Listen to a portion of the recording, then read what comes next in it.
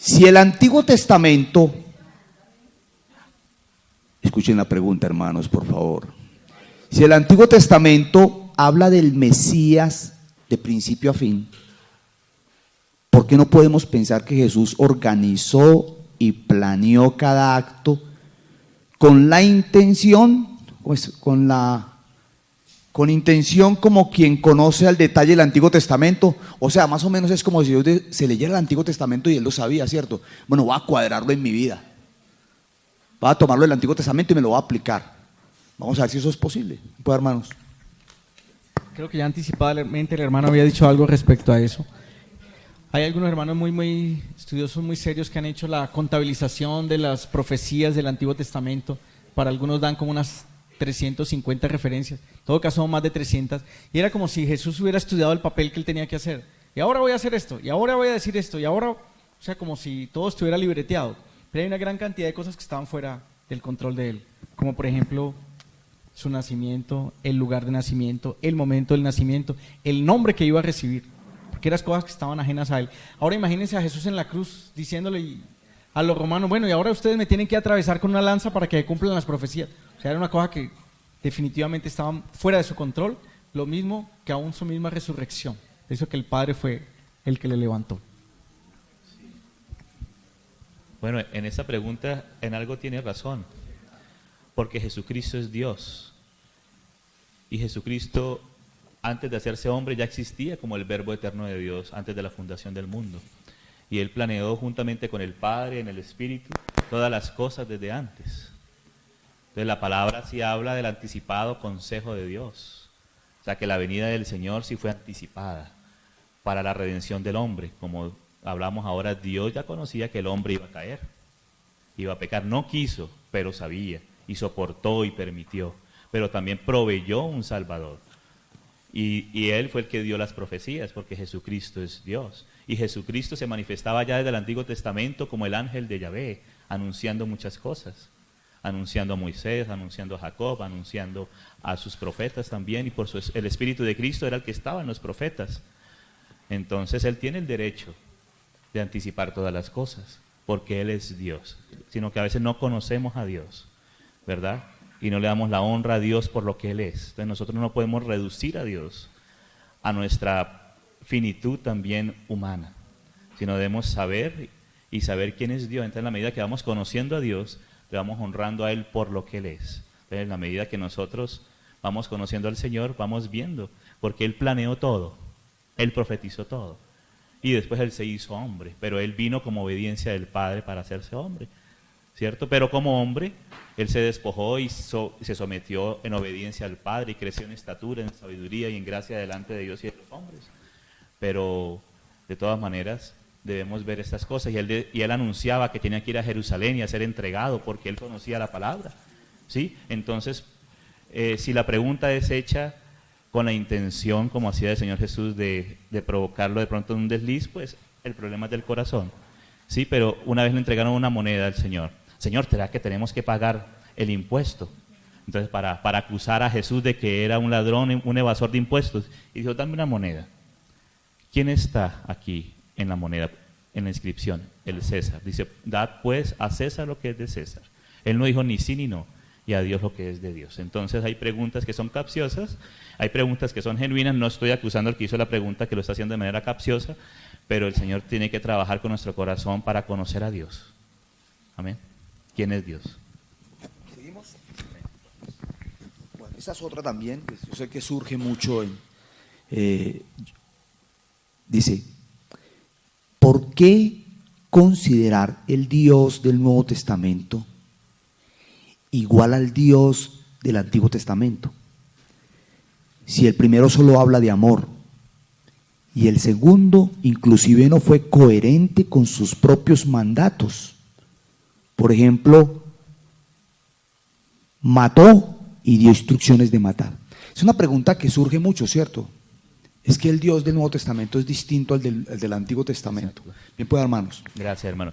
Sí, esas preguntas ya vienen desde la antigüedad. Inclusive en el gnosticismo antiguo ya se hacía una diferencia entre el Dios del Antiguo Testamento y el Dios del Nuevo Testamento. pero claramente vemos que Dios es el Dios y Padre de nuestro Señor Jesucristo. Es el mismo Dios, amén.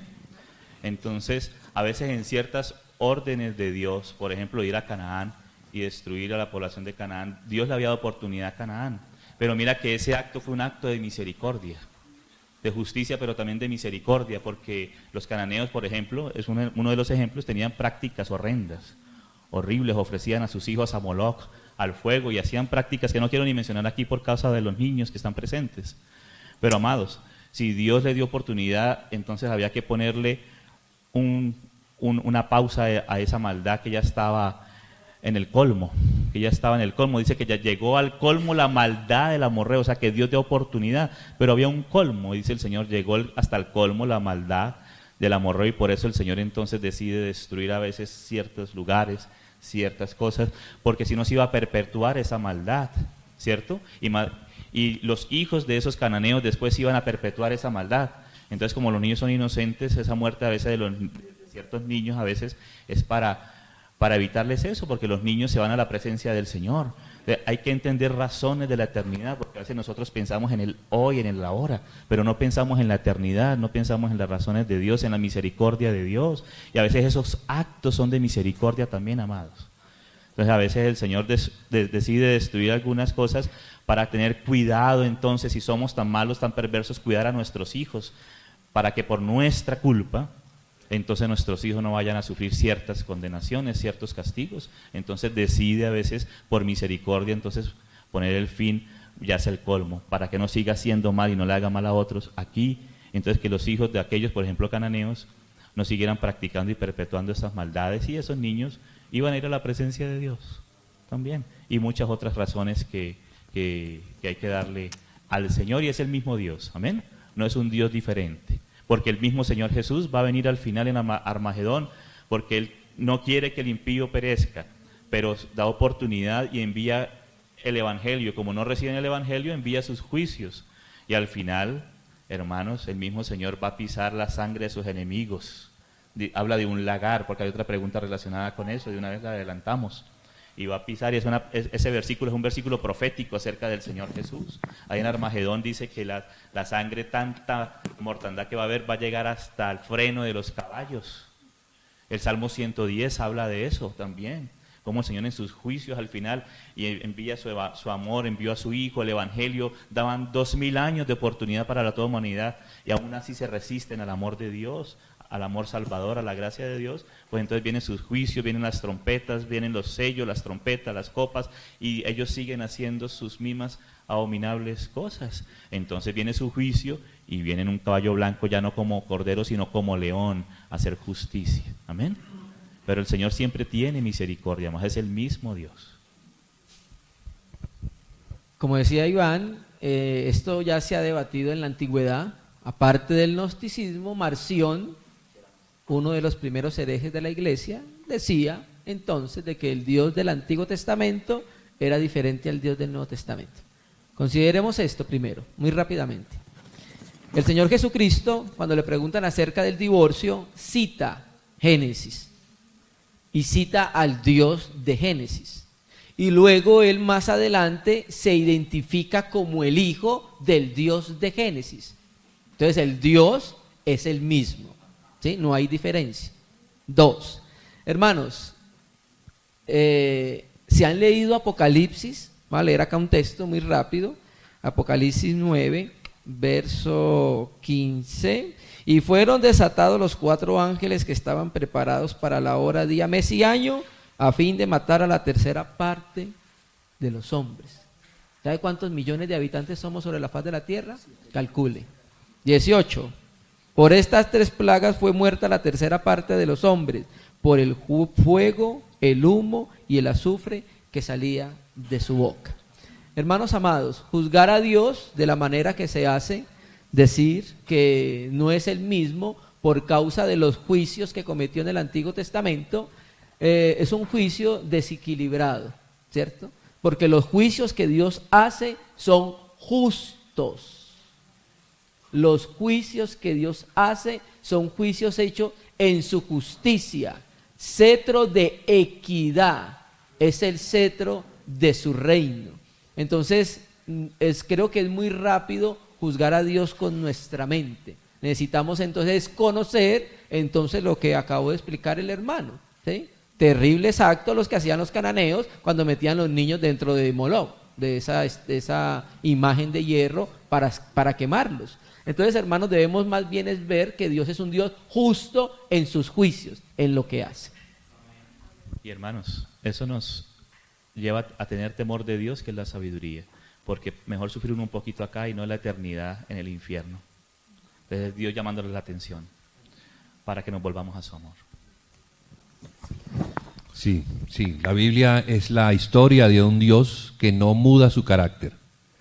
El carácter de Dios es inmutable. Claro, Él es Padre, Él es amoroso, no quiere que nadie se pierda. Él es santo, no convive con el pecado.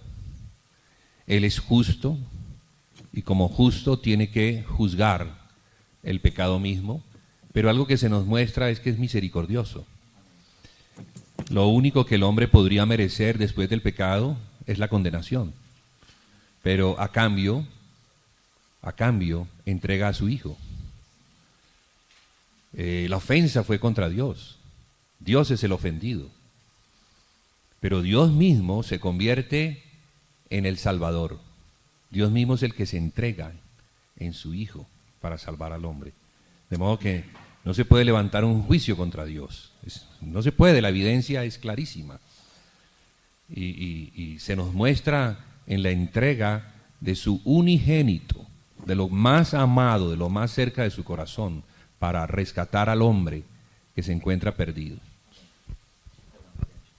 Para no ser injusto, y como mencionamos a los cananeos, sabes que una cananea fue salva y era una prostituta, pero le creyó a Dios, le creyó a los espías, ella escondió a sus espías y como retribución Dios se la salvó a ella y a su familia y la señal para que no entraran en su hogar a destruir todo en la conquista de Jericó fue un cordoncito rojo, una señal de la sangre de Cristo, de la redención.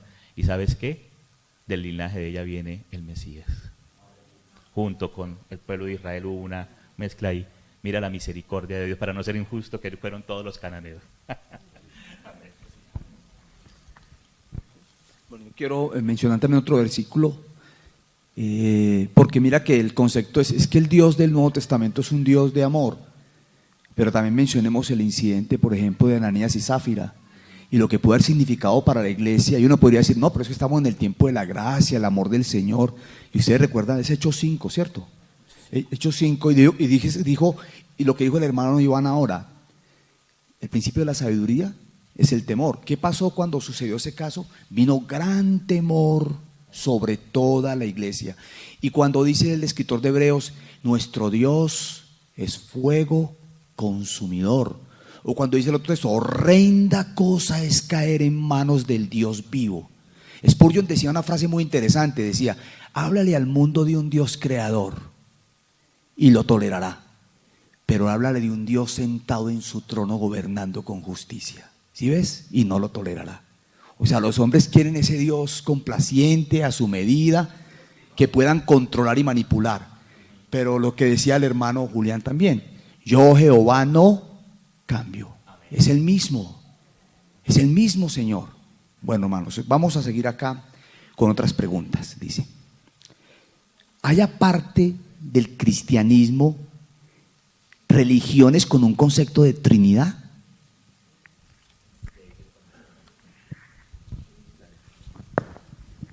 Sí y no.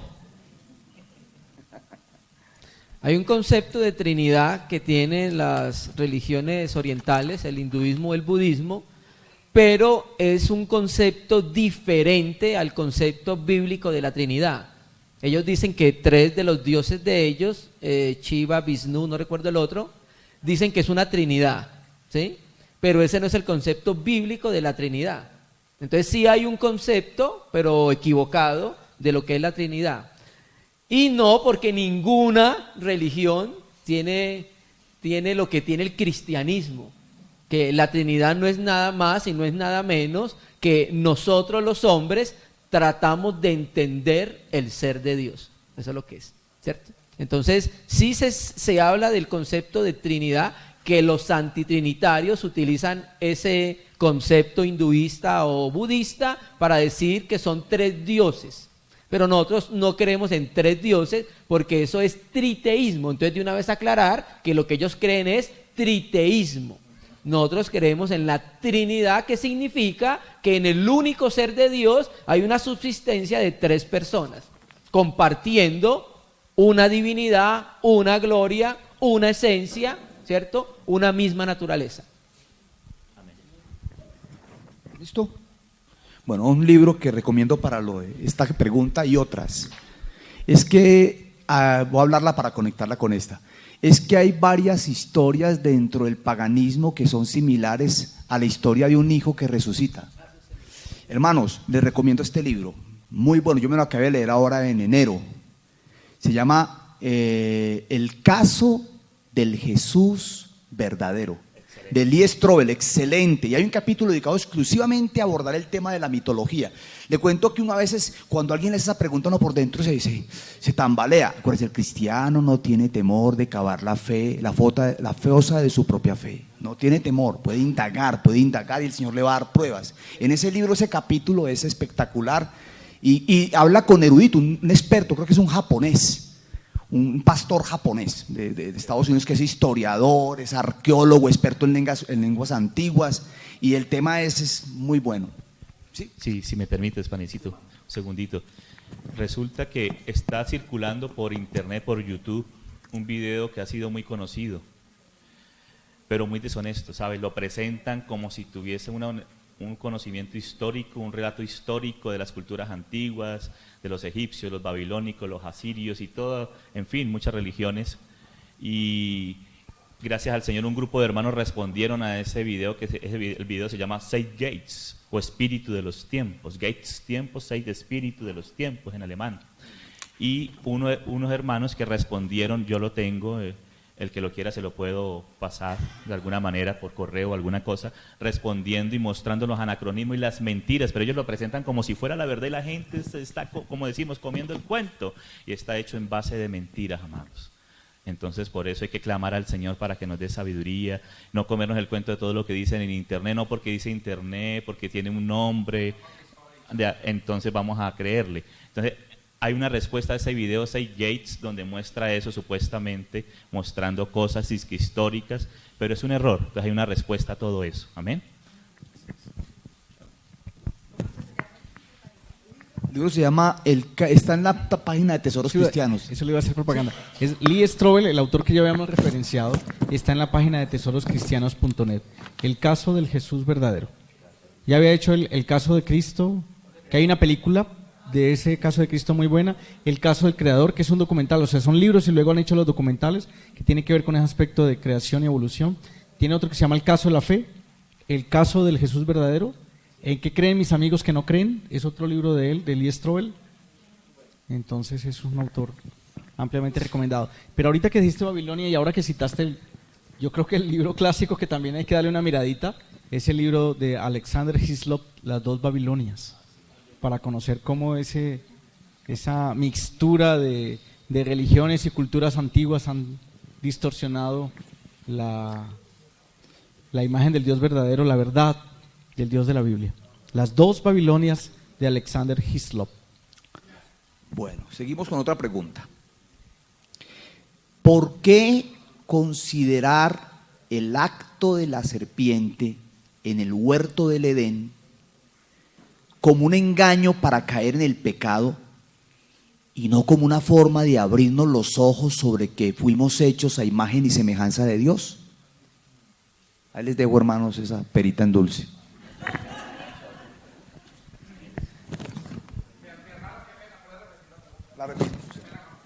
Bueno, ¿por qué considerar el acto de la serpiente en el huerto del Edén como un engaño para caer en el pecado?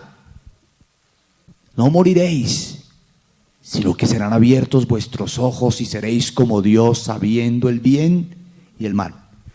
Y no como una forma de abrirnos los ojos, ahí le está citando el texto, sobre que fuimos hechos a imagen y semejanza de Dios.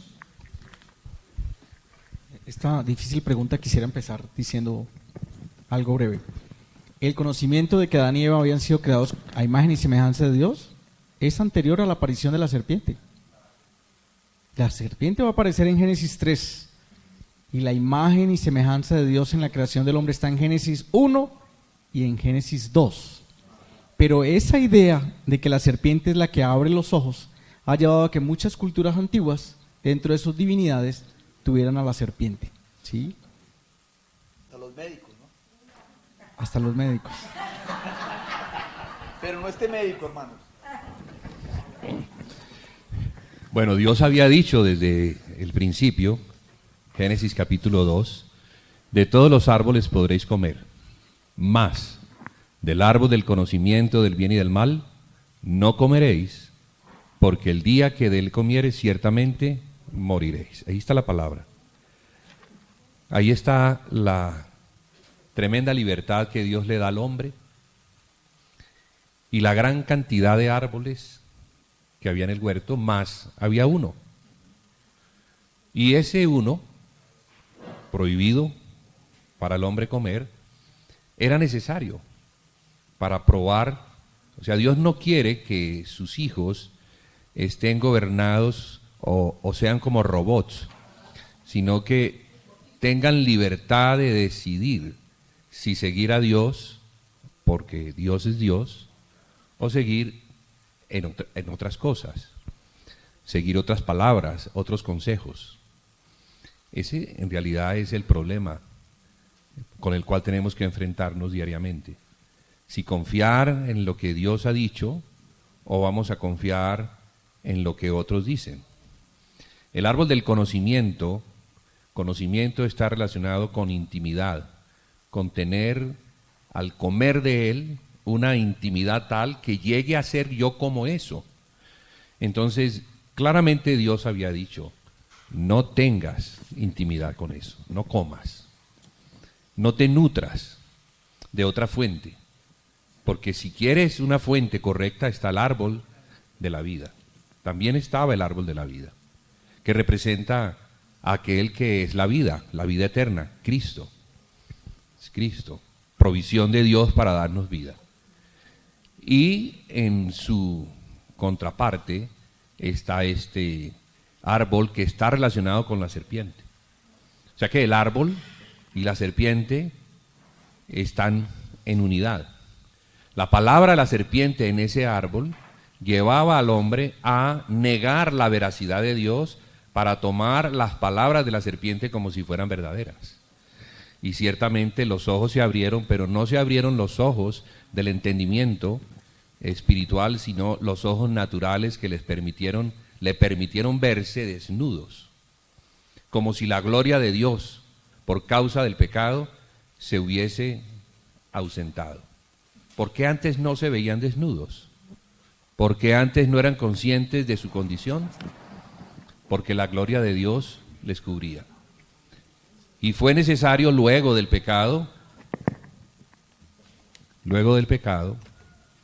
porque al verse desnudos, cosieron hojas de higuera y se cubrieron. Ellos se estaban justificando. Y Dios no quería eso. Vemos en el capítulo 2, vemos el evangelio completico. Vemos el engañador, vemos al hombre cayendo, bueno, a través de la mujer. No se habla mucho del hombre. Lo que se dice es que el hombre toma y come. Luego se disculpan. La mujer que me diste, ella me dio de comer. Ya aparecen las características del pecado. Yo no tengo culpa. La culpa la tienes tú porque me diste una mujer que fue la que me dio de comer. Entonces le está echando la culpa a Dios. Finalmente, Dios les tiene que cubrir y les cubre con pieles de animal. Un tipo de Cristo mismo para mostrar allí su misericordia, porque el hombre sí debía morir. Pero quien muere es un animal. El animal muere a cambio del hombre. Hablo de una muerte que debía ocurrir ese día, tal vez la muerte física, que ocurrió muchos años después. Pero lo que nos muestra el contexto es que sí hubo una muerte espiritual, hubo una desconexión, una prohibición de parte de Dios de que el hombre comiera del árbol de la vida para que viviera para siempre. Claro, después en la revelación progresiva podemos entender que esa vida proviene de Cristo, que Cristo es el Cordero que murió por nosotros y que en el pasado, en la antigüedad, el animal que murió tipificaba al Señor Jesús. Entonces estaba en el plan de Dios el darnos el conocimiento de una mente superior, de un conocimiento, si lo pudiéramos llamar así, que provenía de lo celestial y no de lo terrenal, no de la serpiente, sino de Dios mismo, porque es la revelación que Dios quiere darnos y que, bueno, de alguna manera se tipificaba en el árbol de la vida, pero que ahora lo tenemos por la fuente misma que provee Cristo por medio del Espíritu. Entonces, muchas de las preguntas que tenemos y que apelamos a nuestra mente natural, no las vamos a encontrar, no vamos a encontrar respuestas, porque la mente natural quedó anulada, o más bien diría yo, dispuesta para que sea alimentada de otra fuente de sabiduría, que es la sabiduría que proviene de lo celestial. Cristo mismo, el pan que descendió del cielo. Entonces, debemos poner nuestra fe es en el árbol de la vida, en Cristo mismo, y no en otra fuente de sabiduría o de conocimiento que no es celestial, mas es terrenal, que lo que nos va a llevar es a ensimismarnos, a pensar que nosotros sí somos como Dios. Claro que fuimos creados a imagen y a semejanza de Dios. La serpiente no estaba diciendo mentiras. No lo estaba diciendo. Seréis como Dios, pero ¿cómo así que seréis como Dios? Y ya lo soy. Ya somos como Dios, fuimos creados a imagen y a semejanza. Pero, ¿sabría el hombre que había sido creado a imagen y a semejanza de Dios? Yo creo que no. Yo creo que todavía hacía mucha falta en el caminar del hombre, en el conocimiento de aquellas cosas superiores, celestiales, de revelación, que el hombre no alcanzó a tener por acelerarse, por dejarse engañar de la serpiente. La Biblia dice que fue la mujer la que fue engañada, el hombre no, el hombre sabía lo que estaba haciendo. El hombre sabía las consecuencias porque él había oído directamente de Dios. Fue el hombre fue Dios el que le dijo al hombre y el hombre el que le enseñó a la mujer. Cuando vemos ahí en Génesis 2, lo que Dios le dice, lo que Dios habla, se lo habla primero al varón. Tiempo después viene la mujer. Entonces, ¿quién le habló a la mujer? El varón. ¿Por qué lo hizo? Bueno, se dejó engañar. Dios sabía que iba a ser engañada. Pero mire cómo el Señor redime a la mujer, cómo la pone en una posición. Y le dice, de tu simiente vendrá alguien que pondrá la cabeza de la serpiente bajo sus pies. Y estaba hablando proféticamente del Mesías, del Redentor, que viene claramente de la mujer, de Israel, que tipifica también a esa mujer. Nuestro Redentor, el Señor Jesucristo, había sido concebido desde antes de la fundación del mundo. Por eso hablábamos el día de ayer de que fuimos bendecidos con toda bendición espiritual en los lugares celestiales en Cristo. O sea que todo eso estaba ya planeado por Dios para revelar a su Hijo de una manera soberana, para que después de esa revelación, de esa encarnación, de esa muerte, de esa resurrección, las evidencias quedaran tan claras que nuestra fe puesta en Dios y en su Hijo Jesucristo fueran inconmovibles. Y no habría manera ya de que la serpiente pudiera engañarnos. Antes, por el contrario, ya con la fe que se nos es dada, podemos nosotros mismos, ¿sí?, como el cuerpo de Cristo, poner a la serpiente bajo los pies. Porque claro, es Él el que lo pone, pero Él tiene un cuerpo, y ese cuerpo tiene pies. Y nosotros somos el cuerpo. Y en nosotros están los pies para poner a la serpiente bajo sus pies. Para ponerla bajo sus pies, tenemos que conocer al varón, que le enseña a la mujer cómo vencer a la serpiente. ¿Podría repetir la pregunta, hermano, por favor? Sí. ¿Por qué considerar el acto de la serpiente en el huerto como un engaño para caer en el pecado y no como una forma de abrirnos los ojos sobre que fuimos hechos a imagen y semejanza de Dios? Sí.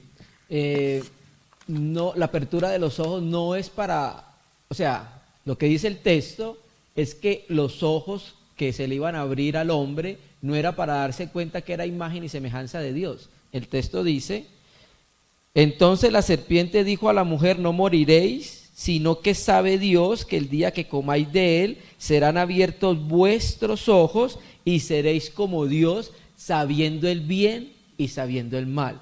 ¿Cierto? Entonces lo que dice el texto es que lo que estaba buscando la serpiente es que la mujer o el hombre abrieran sus ojos, pero no para darse cuenta que eran semejantes a Dios, sino para conocer el bien y el mal. Entonces, esto se parece mucho a la doctrina del mormonismo. El mormonismo enseña que la caída de Adán y Eva fue una caída hacia arriba, enseñan ellos. ¿Sí?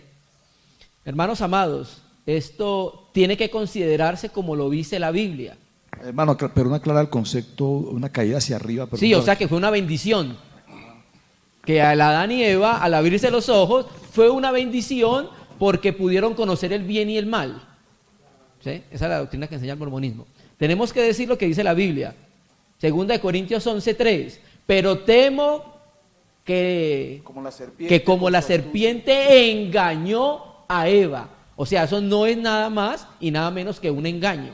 No se puede ver como algo positivo. Además, a través de eso, hermanos, entró el pecado al mundo, la muerte, la violencia, la decadencia, la tierra fue maldita. ¿Cómo puede considerarse como algo positivo? Dios quería que el hombre conociera las cosas, pero desde el punto de vista de Dios, no a través de la intervención de la serpiente. Muy breve por el tiempo. Bueno, quiero cerrar esta pregunta con una frase hablando de lo que decía el hermano Julián. La Biblia, su riqueza es incontenible.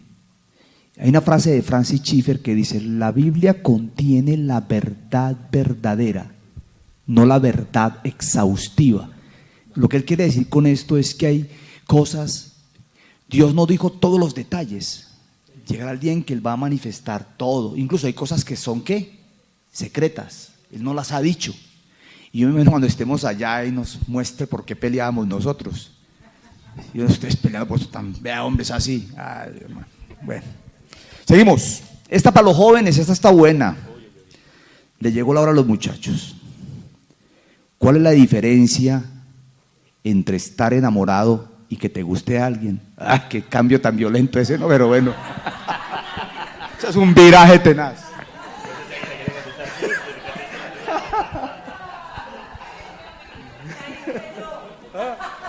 ¿Quién la hizo?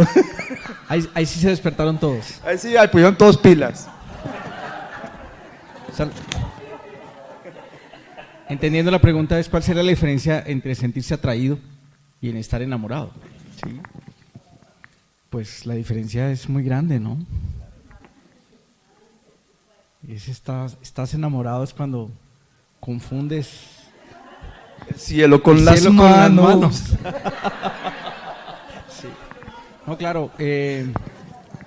Pues hay características físicas, hay características de la personalidad que pueden generar esa atracción, que llame la atención, que resalte sobre otro y que esa persona se vea como con unos ojos singular.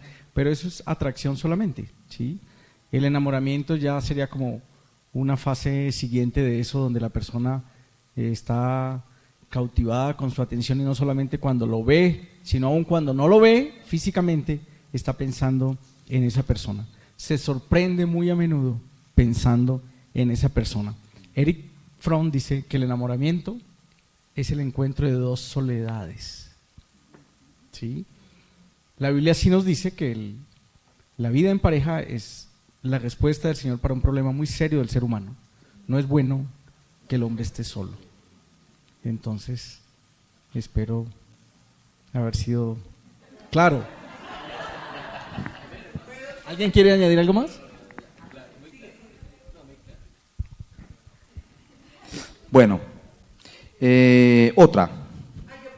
Claro, hermana, bien pueda.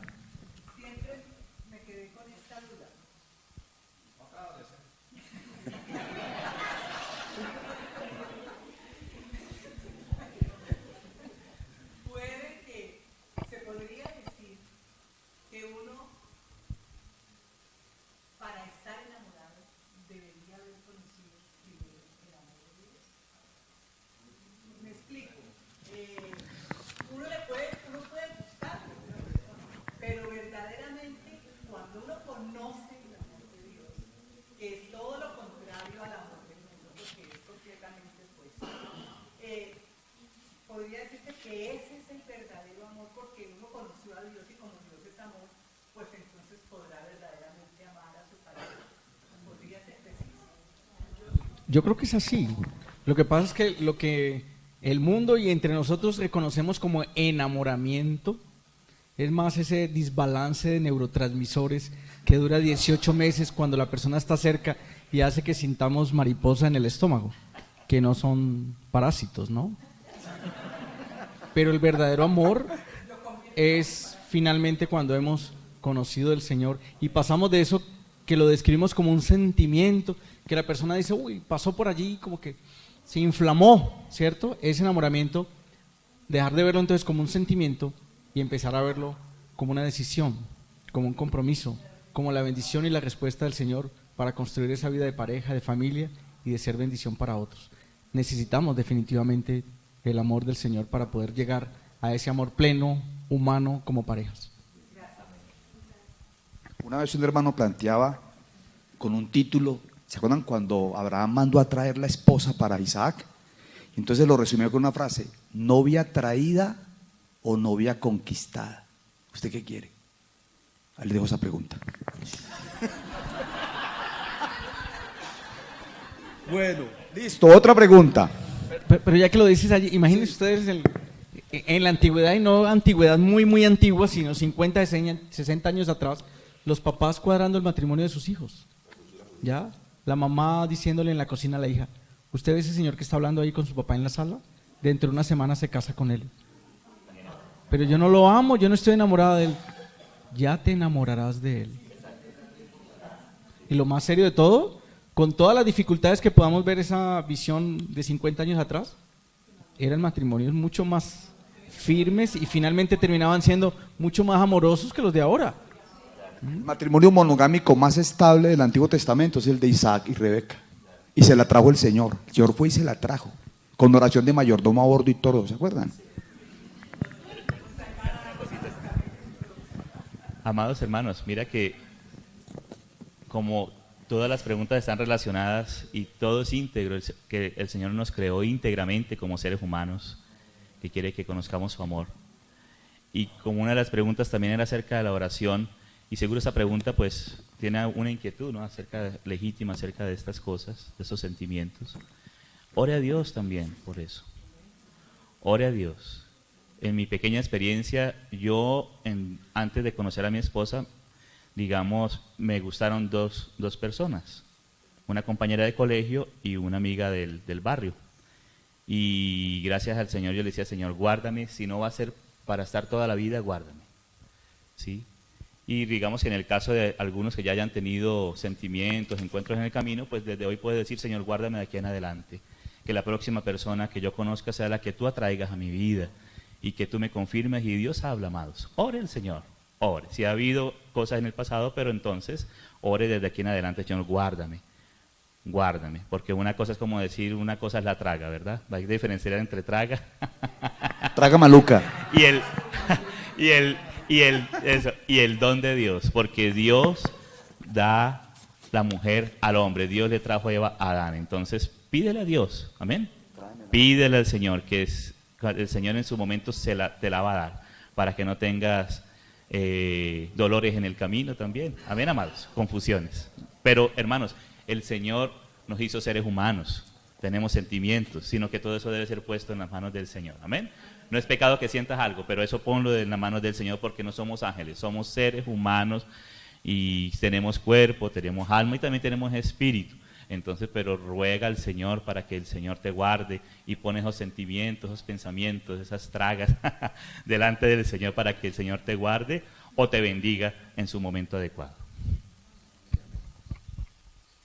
Quería, además de resaltar lo que está diciendo Iván, de llevar eso a una oración, pues recordar que es un asunto de las emociones. Y la Biblia habla respecto a nuestro mundo interior, que el corazón del hombre es engañoso y es perverso. Que si solamente nos vamos a guiar por ese impulso de nuestra alma, podemos estar a años luz de la voluntad del Señor al respecto. Entonces, además de orar, también aprovechemos el consejo de los hermanos maduros, responsables en medio de nuestras iglesias locales que nos puedan ayudar respecto a eso. Esos hermanos no están pasando por el mismo desbalance de neurotransmisores, o sea, están muy aterrizados y nos pueden dar una opinión objetivo de lo que podemos estar pasando, ¿sí? Y que el Señor vaya afirmando en el tiempo esa inclinación de nuestro corazón. Amén. Bueno, hermanos, esta pregunta la voy a asociar con esta, porque es un personaje bien interesante de la Biblia. Dice, la pregunta está enfocada hacia otro lado, pero vamos a aprovechar para hablar algo de esto. ¿Cómo pudo Sansón levantar las puertas de Gaza si no estaba en comunión con Dios? Bueno, esa es la pregunta, pero quiero mencionar el caso de Sansón como algo típico. Cuando Sansón, el problema de Sansón, ¿cuál fue? Las mujeres, ¿cierto? Y hay que tener en cuenta que el libro de donde se menciona a Sansón es escrito en un contexto en el que las personas que hacían, en aquel tiempo no había rey en Israel y cada quien hacía lo que bien le parecía. Lo que pasa hoy en día también, ¿no? Lo que bien le parecía. Entonces, ¿cómo puede Dios aprobar acciones como las de Sansón, que es lo que están diciendo acá, ¿cierto? ¿Cómo puede levantar las puertas de Gaza si no estaba en comunión con Dios?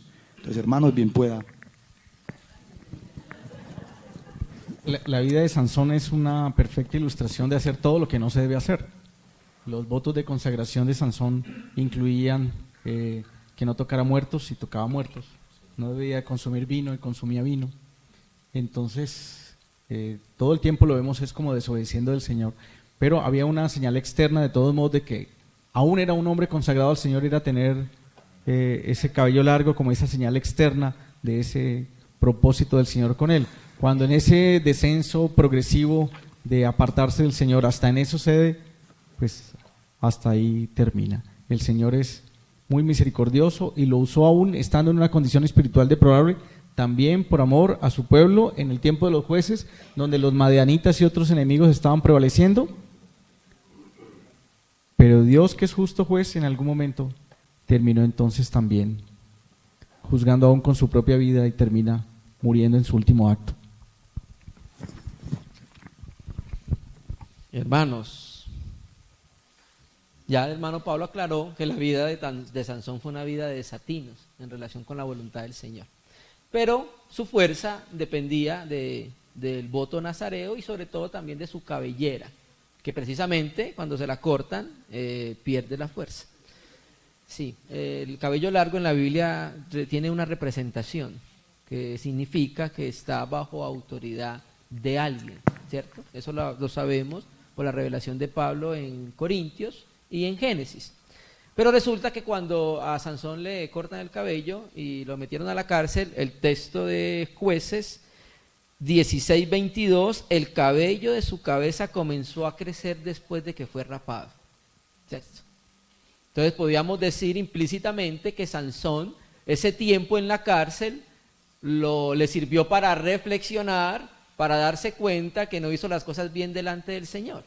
Y si saltamos al verso 28, entonces clamó Sansón a Yahvé y dijo: Señor Yahvé, debe ser Adonai Yahvé, acuérdate ahora de mí, fortaléceme te ruego solamente esta vez, oh Dios, para que de una vez tome venganza de los filisteos por mis dos ojos. ¿Qué sucedió entonces? Sí, Sansón había tenido un problema de comunión con el Señor, pero Sansón se volvió al Señor, le pidió perdón al Señor y pidió otra vez fortaleza. Eso es muy típico de nuestro caminar cristiano, no crea que solamente es de Sansón, eso es muy típico nuestro, ¿cierto? Nosotros muchas veces también entramos en una situación como la de Sansón, que no debería ser lo normal, pero no ha sucedido con ustedes y con nosotros, que cuando le pedimos perdón al Señor nos perdona y nos ayuda, ¿cierto? Bueno, ese es el mismo caso de Sansón, aunque no estaba en una comunión fluida con el Señor y no la estuvo como mucho tiempo en su vida, porque fue una comunión constantemente interrumpida por causa de su pecado, ¿cierto? En este último momento se vuelve al Señor, le vuelve a crecer el cabello, mostrando como si otra vez se hubiera colocado bajo la autoridad del Señor y oró para poder ejecutar el último juicio contra los filisteos. Y hay algo notable en la escritura que dice el apóstol Pablo, ¿no? Que el llamamiento y los dones son irrevocables. Ya es responsabilidad nuestra cómo nosotros los usamos. El Señor nos da un llamamiento y unos dones, No los quita. pero nosotros debemos ponerlos en las manos del Señor, consagrarlos al Señor, porque aunque viene de Dios, pero nosotros somos responsables de cómo usamos aquellos dones, aquel llamamiento que el Señor nos da. Quería añadir dos cosas breves y conectarlo de la pérdida de la visión de Sansón con el primer mensaje. Perdió su vista natural, y cuando perdió su vista natural, y él se había movido, necesariamente era por lo natural, por los impulsos de su alma, recupera la visión espiritual. Y al final dice él, muera yo. O sea, lo que debió haber dicho desde el comienzo. No era vivir para él mismo, sino vivir para el Señor. Y lo otro, relacionado con el mensaje que compartía Jorge Iván Paneso, que no se trata de nosotros. El Señor puede usar a una persona, y la usa de hecho, a veces enseñando en una oración, llevando a otra persona a Cristo, aún en un momento espiritualmente malo. Cuando la persona cree que es que el Señor lo usó porque estaba bien espiritualmente, entonces como si dependiera de Él, y resulta que no se trata de nosotros, sino del Señor. Amén. Les quiero contar una anécdota. Cuando compartí el mensaje de José, me sentí tentado a comparar esos dos personajes. Les voy a contar, cuando yo tenía 13 años y conocí al Señor, hay un hermano que se llama Leonardo Walker, de los Hermanos Libres, y yo fui al primer campamento cristiano de los Hermanos Libres, y yo tengo los apuntes de ese mensaje, y compartió la vida de José contrastada con la vida de Sansón. Ustedes han visto algo interesante, que la historia de Sansón es larguita en Jueces. O sea, la de los demás son corticas, pero yo se me pongo, Dios, ¿para qué le dedica tanto tiempo a este man? Vea, es un completo fracaso. Dios es hermoso como hace las cosas. Dios es hermoso como hace las cosas. Y yo me acuerdo incluso el nombre del mensaje que el hermano le puso. José, un hombre centrado en Dios. Sansón, un hombre centrado en sí mismo. Y el hermano, me acuerdo que el hermano Leonardo nos dijo una frase muy interesante. Si ustedes leen en Sansón, parece que su vida no avanzó nada. Porque cuando si usted lee en Jueces, dice que el Espíritu Santo empezó a manifestarse en Sansón en los campos de Sora y Estaol. Y sabe una cosa, ¿saben dónde lo entierran? En los campos de Sora y Estaol. Entonces decía Leonardo, es como si no hubiera avanzado nada. Pero Dios sabe, hermanos, Dios sabe cómo obra. Lo que decía Ivancito ahora con los cananeos, que iba a pensar uno que Lot, que no debía habérselo llevado a Abraham. ¿Por qué Abraham se llevó a Lot? Si Dios le dijo, sal de tu tierra y de tu parentela. Lot fue un tropiezo para Abraham, ¿o no? Fue un tropiezo, le tocó enfrentar una guerra y todo eso para poderlo salvar. Imagínense ese fracaso de la vida de Lot, sus hijas acostándose con él, nacen los amonitas y los moabitas. Pero conéctese con el libro de Jueces y aparece la moabita Ruth, una incestuosa, fruto de un incesto, ¿o no? No era la incestuosa. ¿Y se casa con quién? Con la descendencia que viene de Rahab la ramera, con Boz, y Tamar, la que se acostó con su suegro. Dios es espectacular. Aprendan eso. En las líneas torcidas, no es para que digamos hagamos males para que nos vengan bienes. Ojo que no es eso, hermanos. Pero en nuestros fracasos Dios endereza y sale con unas cosas que, mejor dicho, uno dice, Señor, solamente lo hace Él, ¿cierto? Bueno, por eso la eternidad revelará cosas que nosotros no sabemos. Por ejemplo, esa historia de Sansón, pues que uno la juzgue aquí bíblicamente. ¿Qué dirá el Señor de Sansón allá? ¿Qué decía Dios de Lot? Yo me acuerdo de un libro que me leí cuando estaba joven que se llama La ruina de un cristiano, de Rice, y le tiraba más duro al pobre Lot. Mejor dicho, comparaba al cristiano arruinado con Lot. Pero ¿qué dice Pedro de Lot? El justo Lot, que afligía su alma. ¿Cómo vemos nosotros y cómo ve Dios?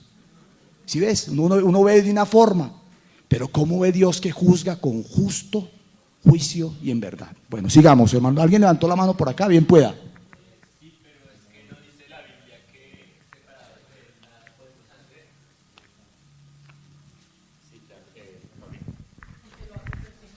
Sí, claro.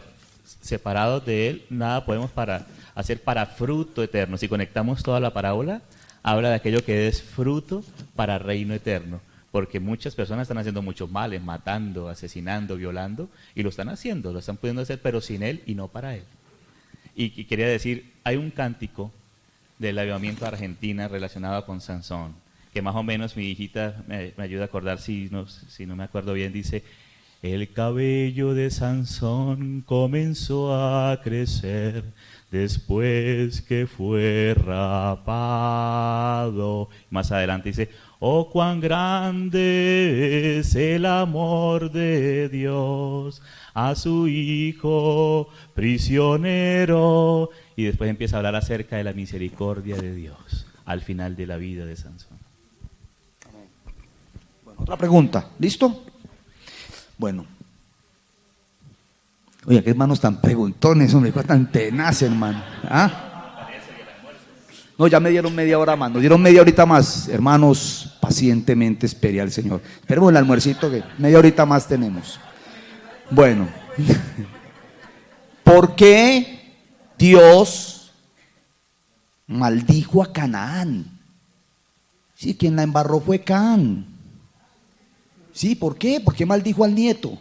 ¿Se acuerdan ustedes la escena de la desnudez de Noé? Que Canaán lo ve y le cuenta a sus hermanos vienen de espalda y lo cubren. Y la Biblia dice que a Noé se da cuenta de lo que pasa cuando sale de su borrachera y maldice al nieto. ¿Pero por qué? Ven pues, hermanos.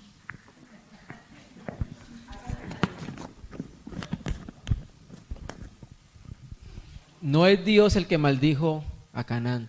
Vamos a ver el texto. Despertó Noé de su embriaguez, Génesis 9:24, y supo lo que había hecho su hijo más joven, y dijo: maldito sea Canaán. Entonces fue Noé. Muchos comentaristas bíblicos enseñan que la razón por la cual no maldijo directamente a Cam fue porque lo que hizo Cam fue Cam, ¿cierto? Cam fue el que vio la desnudez. Lo que hizo Cam fue instigado por su hijo Canaán. Eso es lo que dice muchos comentarios bíblicos serios, que por esa instigación fue que Cam descubrió la desnudez de su padre. Entonces, por eso cuando Noé se despierta, de alguna manera supo que no fue Cam, o sea, fue Cam, pero fue instigado por su hijo menor. Entonces, por eso la maldición cae sobre Canaán. Eso es uno de los comentarios que tienen los escritores bíblicos. No sé si el hermano quiere. No quiero anotar más. Yo hago una pregunta. ¿De Canaán vienen los cananeos? Sí, vendían los cananeos. Lo que Bueno. sí quisiera añadir es que hay muchas cosas que nosotros leemos que hacen los seres humanos, los personajes del Antiguo Testamento, como en este caso, en boca de Noé, y creemos que es Dios el que lo hace. Hay una gran cantidad de cosas que tenemos que tratar de distinguir cuándo es Dios el que está hablando, cuándo es Dios el que está obrando, y cuándo son los hombres del Antiguo Testamento. Y lo que hacen los hombres del Antiguo Testamento es responsabilidad de esos hombres del Antiguo Testamento. Entonces a veces terminamos, digamos, como culpando a Dios de cosas que no son. Como por ejemplo cuando en el libro, al final del libro de Jueces, aparece un personaje donde llega un levita y aparecen y los van a linchar y van a violarlos y todo eso, y él dice: aquí están mis hijas, hagan con ellas lo que quieran. Entonces dice: ¿Dios aprueba eso?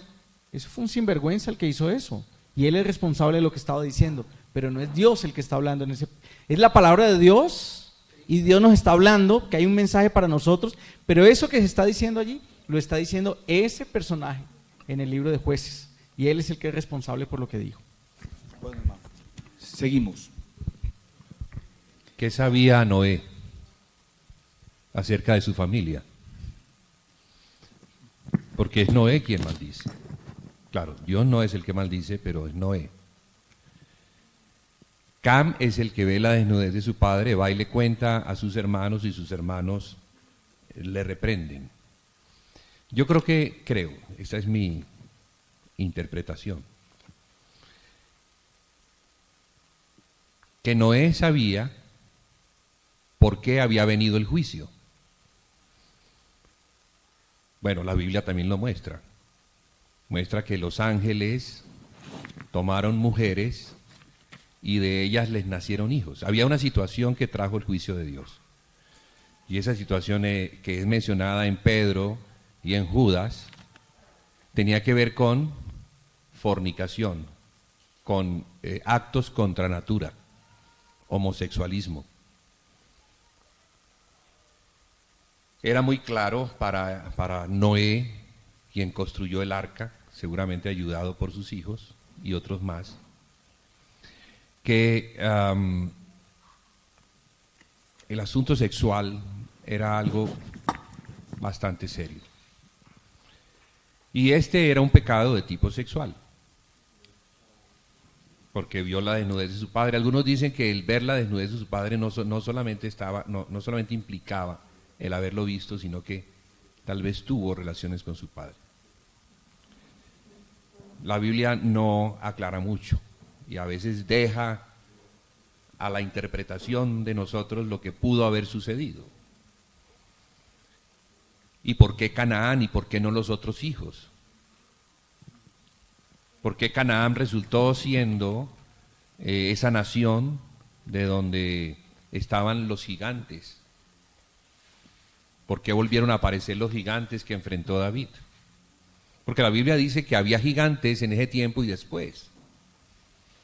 Entonces, no doy una respuesta como una respuesta legítima, sino hago más bien preguntas, para que en las preguntas el Señor nos ayude también, como a ver lo que Él nos quiera contar, y si no nos quiere contar, pues no nos cuenta. Hay cosas que son secretas y que le pertenecen al Señor y no las quiere contar y no las cuenta. Y a veces, pues a nosotros que nos gusta como meternos con esos asuntos, especulamos. Pero en la especulación, que puede ser válida, ¿qué sabía Noé acerca de su familia, acerca de su descendencia, acerca de su nuera, la esposa de Cam? ¿Qué sabía?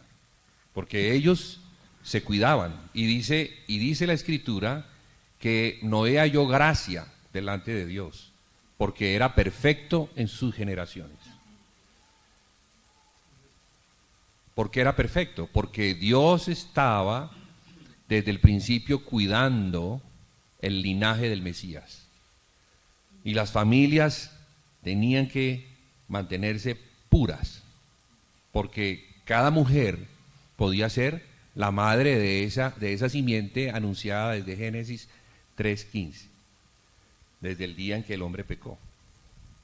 Entonces, claro, yo creo que había una estrategia de parte de Satanás, que era corromper el genoma humano, la genética, la generación, que iba a ser la portadora del Mesías. Entonces, Noé y su esposa puros, sus hijos puros, pero las mujeres de esos hombres no lo sabemos. No sabemos si la esposa de Cam sería una descendiente que después trajo una descendencia impura, no lo sé, pero yo en las preguntas que me hago puedo consentir que había algo allí. Había algo de impureza que Noé conocía. Y por eso entonces él dictamina un juicio, y un juicio que de verdad en el tiempo cae sobre esa nación de los cananeos. ¿Me puede pedir un favor, hermano Jair? ¿Me puede leer todo el testigo de lo que dice Noé? Para notar unos detallecitos ahí. Lo que dice Noé cuando habla con todo ese testigo que está ahí. Y los hijos de Noé que salieron del arca fueron Sem, Can, Jafet, y Can es padre de Canaán. Y inmediatamente el texto empieza a hacer aclaración. Entonces yo quiero que hable de lo que dice Noé cuando su hijo ve su desnudez. Él dice varias cosas ahí. Y despertó Noé de su embriaguez Ahí. y lo supo, y supo lo que había hecho su hijo más joven, y dijo, maldito sea Canaán, siervo de siervos será de sus hermanos. Dijo más, bendito por Yahvé mi Dios sea Sen, y sea Canaán su siervo. Engrandezca Dios a Jafet, y habite en las tiendas de Sen, y sea Canaán su siervo. Son profecías. Son profecías, o sea, que ahí hay una profecía. Y si ustedes observan una cosa, mire que cuando Noé menciona la profecía, ¿a quién pone en preeminencia sobre todos los hermanos? A Sem. ¿Y de dónde viene el linaje del Mesías? De Sem. Luego asociarlo con lo siguiente. Cuando uno lee la historia de José, que es tan bonita, ¿sabe que hay un capítulo que es raro? El 39. Porque es que suena como raro, porque viene hablando de José y de un momento es que Judá se fue para tal parte y se casó con una cananea. Pero el capítulo tan raro ahí como cortado, y cuenta toda esa historia y después retoma lo de José. Y cuando yo estoy leyendo ahora Génesis, entonces cuando llegué a la última parte, que es la profecía de Jacob, cuando bendice a sus hijos, es como si uno dijera, oiga, el Mesías tiene que venir de José, es que José es el muchacho. Y Judá en el capítulo 39, no, ¿cómo así que se casa con una cananea? ¿Cómo así que casa a sus hijos? Pierde a sus hijos, ¿se acuerda? Ustedes conocen la historia. Y Tamar, la historia de Tamar es espectacular porque Tamar juega parte del linaje de ¿quién? De Jesús el Mesías. Y ahí está, o sea, es que el Señor está pensando en su hijo cuando escribe las escrituras. El hilo conductor de las escrituras es el Mesías, es el Hijo de Dios. El centro y la sustancia de las escrituras es Jesucristo. Entonces aparece lo de Tamar. Y entonces cuando usted lee la bendición, yo me puse a leer despaciecito la bendición. Él habla de Rubén y dice, no, este no, porque este hizo esto, esto y esto. Y él está profetizando, ¿cierto? Lo que dice el hermano Yair. Pero ¿sabe a quién le dedica harto tiempo? A Judá. Será el mayor entre sus hermanos. No será quitado el cetro. ¿De dónde viene el Señor Jesús? De Judá. Así actúa el Señor. El diablo tuerce. Y el Señor, por encima de lo que el enemigo quiere hacer, cumple con su fin y su propósito. Lo que él quiere hacer, lo hace. Y a José lo menciona, pero al final de cuentas, el Mesías vendrá de Judá, porque dice, no será quitado el cetro. ¿Cómo es que dice? El cetro, bueno, habla de eso, hasta que venga Silo. A él se congregarán los pueblos. ¿Y quién es Silo? Es el Señor. ¿Sí ves? Entonces esas profecías que daban estos hombres tienen un significado bien interesante. Si el centro es Cristo, si siempre estamos viendo a Cristo en el Antiguo Testamento, no vamos a poner al enemigo de protagonista. Va a ser el Señor el centro, ¿cierto? Hermanos, volvamos a leer el texto. Sí. Y despertó Noé de su embriaguez y supo lo que le había hecho su hijo más joven y dijo. O sea que el texto está asociando lo que Noé le dijo a Canaán por lo que hizo. Esa es la asociación del texto. No, listo, hermano. Entonces seguimos con otra pregunta. Bueno, esta sí me parece, bueno, ya se la dejo a otro hermano porque esta sí está. ¿Cómo es así? ¿Qué tiene que? Perdón, ¿qué significa la profecía sobre Duma en Isaías 21:11? Duma, lo que pasa es que yo no entendía bien qué quería decir el hermano, si era Daniel, por la D, yo voy por la D. Pero no, pero mira el texto acá y dice profecía sobre Duma. Sí es Duma, ¿cierto? Bueno, hermano, no sé. Sí, está dentro de las profecías del sur de Israel, de Arabia, Egipto, y una de esas es Duma. Ya el hermano la va a leer ahí en Isaías 21. Isaías 21:11. Vamos a leerla. Profecía sobre Duma. Me dan voces de Seir. 2 puntos. Guarda, ¿qué de la noche? Guarda, ¿qué de la noche? El guarda respondió, la mañana viene y después la noche. Preguntad si queréis, preguntad, volver a venir. ¿Cómo es la pregunta? ¿Qué significa la profecía sobre Duma? No la leemos, pero la interpretación no, hermano, tenemos interpretación para esa. Voy a está leer, Pues la Septuaginta de esta versión. Aquí dice To orama tes y dumais. O sea que la Septuaginta, en vez de verter Duma, verte idumais. Idumais significa idumeos. Idumeo. O sea que idumeo es Edón. Edom. Quiere decir entonces que la profecía es para Edón, que está en los montes de Seir. Entonces cuando nosotros vemos el texto desde el capítulo 13, empieza profecías sobre Babilonia, profecías sobre Asiria, sobre Filistea, sobre Moab, sobre Damasco, sobre Israel, sobre Etiopía, sobre Egipto, hasta que llegamos al capítulo 20. Entonces, ¿qué sucedía? Era una profecía sobre Edom, acerca de cuándo iban a venir los asirios a destruir esa nación. Entonces se le pregunta al guarda, al centinela, el que está allá como atalaya: guarda, ¿qué de la noche? Guarda, ¿qué de la noche? O sea, está como preguntándole qué nos espera. ¿Vendrán pronto los asirios? O sea, lo interpreto así por el contexto de los capítulos anteriores. ¿Qué de la noche? ¿Será que van a venir? ¿Será que no van a venir? ¿Cierto? El guarda respondió: la mañana viene, o sea, vendrá luz, ¿cierto? Y después la noche.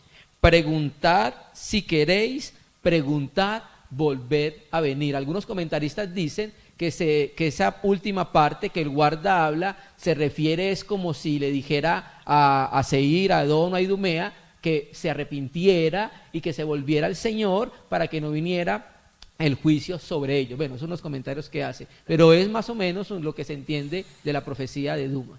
Es el concepto que no está claro. Inclusive esta pregunta que dice que la noche ha sido muy usada, inclusive en la filosofía, en la historia, en la música. Por ejemplo, Robert Schumann escribió una obra pianística que se llama ¿Qué de la noche? Hasta los masones la usan fuera de su contexto, claro, todo, pero eso como mostrando qué es lo que pasa en la noche cuando nadie ve.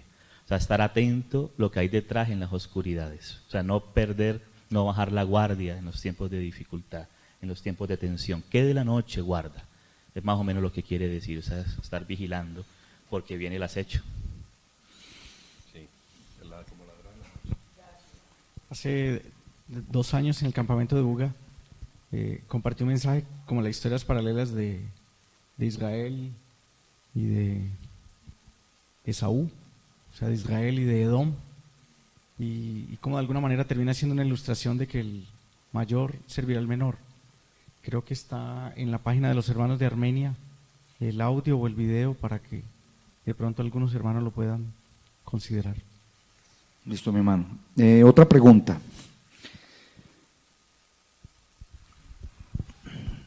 Bueno, ¿por qué los cristianos son más propensos a consumir pornografía? Esa es una pregunta, ¿no?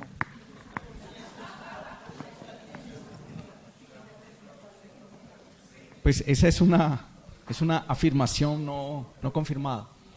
No sé cuál es la fuente de la persona cuando hace esa afirmación, pero yo he considerado otras fuentes al respecto y no son así, ¿sí? Es cierto que entre la cristiandad ha habido un aumento del consumo de la pornografía en el mundo, y durante mucho tiempo se consideraba que el consumo de la pornografía era un asunto masculino. Ahora el tema es que ha ido bajando el consumo masculino y ha empezado a aumentar el consumo femenino de pornografía.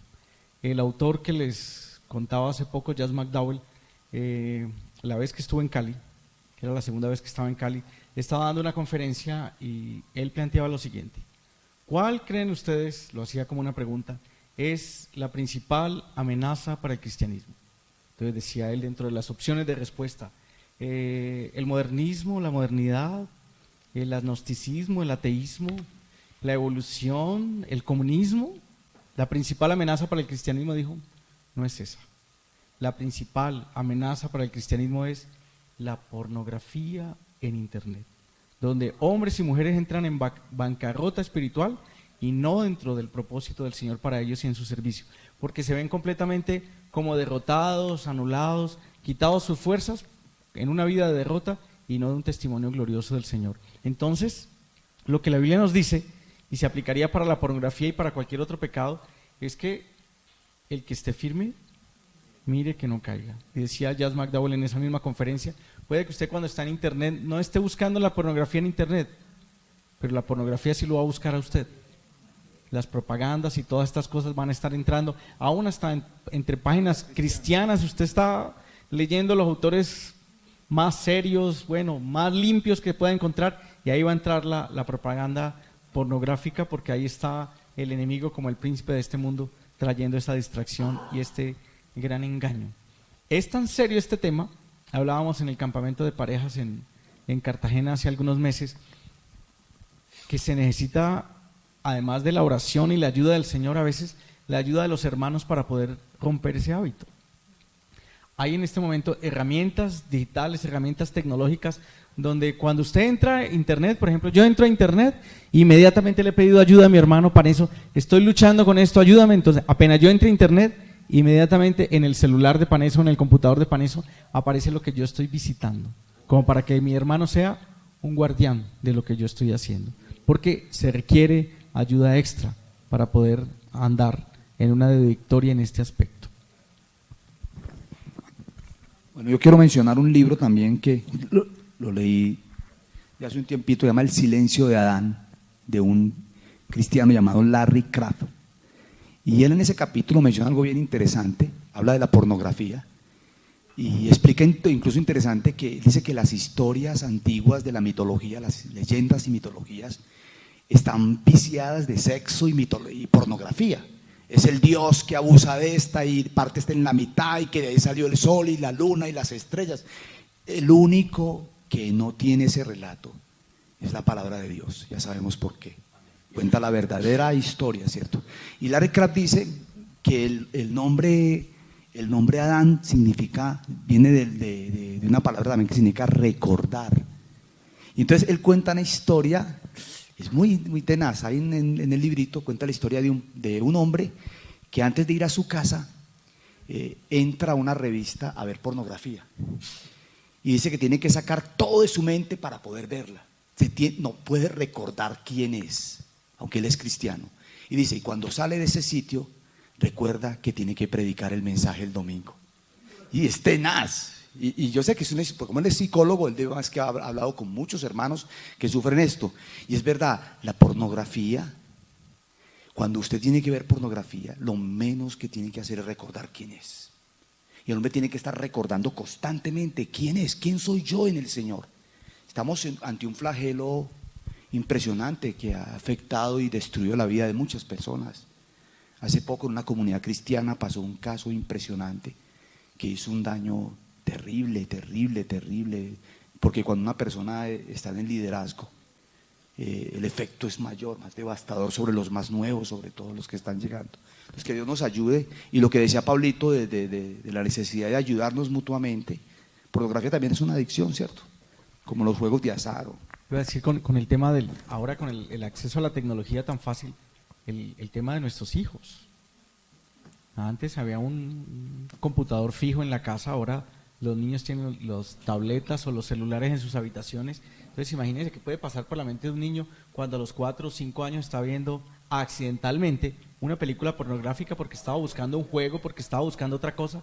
¿Cómo se van a quedar esas imágenes allí distorsionadas? Y entre más estén grabando esas imágenes, más va a querer seguir viendo de lo mismo, y ahí va a estar siempre recreando esa película en su propia mente y va a ser verdaderamente desajustado. Mucho del deterioro en la vida sexual, en la vida de la intimidad de las parejas hacia el futuro tiene que ver con ese asunto de lo que fueron expuestos antes de tiempo a una información completamente distorsionada de algo que debe ser glorioso y de bendición para los matrimonios. Bueno, vamos a hacer una última pregunta ya para cerrar ya la brecha. Aquí quedaron más preguntas, pero pues el tiempo no va a alcanzar. Ya la saben que pregunta, tienen que volver al próximo campamento, sí, porque quedaron preguntas pendientes. ¿quiere saber usted las respuestas a las próximas preguntas? No se pierda el próximo campamento. Entonces dice, dice el texto acá, dice, es un texto, ¿por qué no lo leemos, hermano Jair? Salmo 58:10. Dice, su pie lavará en la sangre del impío. ¿Qué quiere decir la Biblia con este verso? Dice que Salmo 58:10.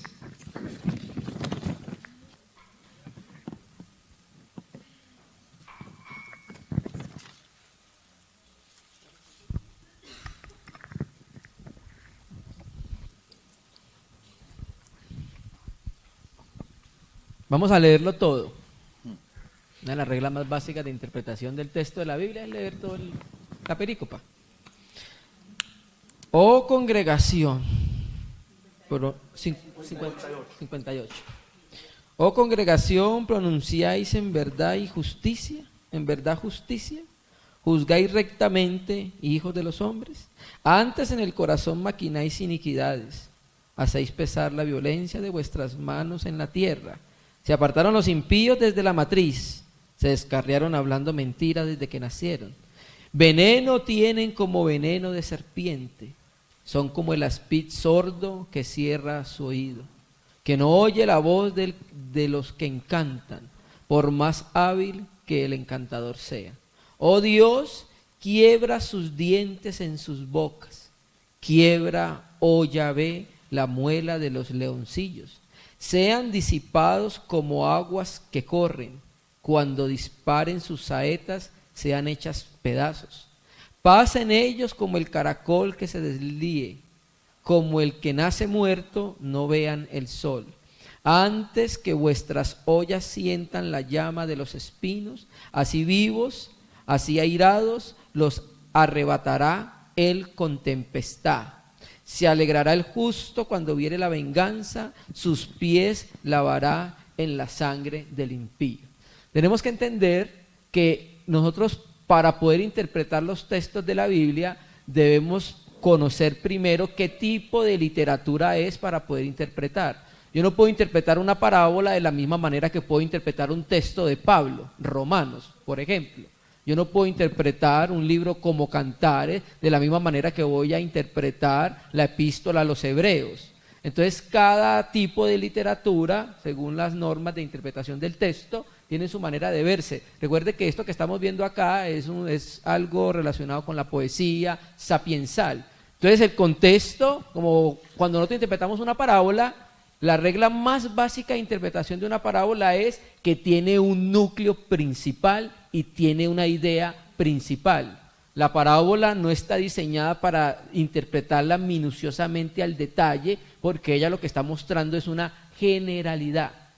Pueden leerlo en el libro de Hermenéutica Bíblica de José Martínez, muy bueno. Hay otro libro muy bueno que se llama Con Precisión, de Jaime Fasol. Entonces aquí lo que se está hablando en un lenguaje figurado es lo que Dios va a hacer con los injustos, los va a juzgar. Y está utilizando este tipo de lenguaje, sus pies lavará en la sangre del impío. ¿Recuerdan ahorita en la mención que hacía el hermano Iván acerca de la sangre en el libro de Apocalipsis, cuando el Señor venga a juzgar? Bueno, es un lenguaje más o menos parecido. No sé si quieres añadir algo a eso. Sí, y mira, de pronto faltó leer también el versículo 11, ¿verdad? Que ahí concluye, dice, entonces dirá el hombre, ciertamente hay galardón para el justo. O sea, el Señor va a galardonar a los justos. Dice, pero ciertamente hay Dios que juzga en la tierra. Entonces, es una conclusión genial para el versículo. Es preciosísimo. Entonces sí va a haber un juicio y bueno, el Señor dice que Él inclusive va a lavar sus vestidos con la sangre de sus enemigos, porque va a ser un juicio al final. Se complementa con una de las preguntas que ya se hizo allí, porque hay que ver que David era un tipo también de Cristo y muchos de sus escritos son mesiánicos también. Bueno, hermano, yo pienso que fue un tiempo espectacular, ¿cierto? Las preguntas son muy importantes porque ustedes han visto que cuando uno le hacen una pregunta, la mente se abre y uno empieza a voltear por todo lado. Eso es lo bueno de las preguntas. ¿Sabe cuántas preguntas le hizo Dios a Job cuando le dijo que se pusiera los pantalones firmes? 63 preguntas. 63 preguntas. ¿Ah? No es sino preguntarle y no le dio respuestas. Las preguntas le daban la respuesta, ¿cierto? Por eso Job se quedó callado.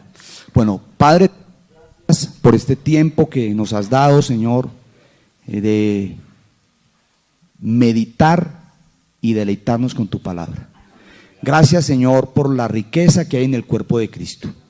Gracias, Señor, porque nos gozamos de ver en nuestros hermanos cómo tú muestras tu sabiduría. Y, Señor, gracias que nosotros estamos parados sobre los hombros de gigantes. También otros hermanos que han meditado en tu palabra y que nosotros citamos con gusto, porque esos hermanos nos han edificado fuertemente, Señor. Señor, lo que nosotros hemos aprendido, lo hemos aprendido de ti, de todos esos siervos que nos han antecedido, Señor, que han marcado la brecha para este camino. Señor, que tú pongas ese deseo de conocer tu palabra, de leer, de meditar en todos los hermanos. Qué bueno que todos, como decía Moisés, qué bueno que todos profetizaran, qué bueno que todos los hermanos fuésemos diligentes en el estudio de tu palabra para poder dar razón de la esperanza que hay en nosotros. Señor, gracias por este tiempo tan maravilloso. Bendice los alimentos que vamos a tomar en el nombre de tu Hijo Jesucristo. Guarda la salida de los hermanos, así como has guardado nuestra entrada, también tú guardarás nuestra salida.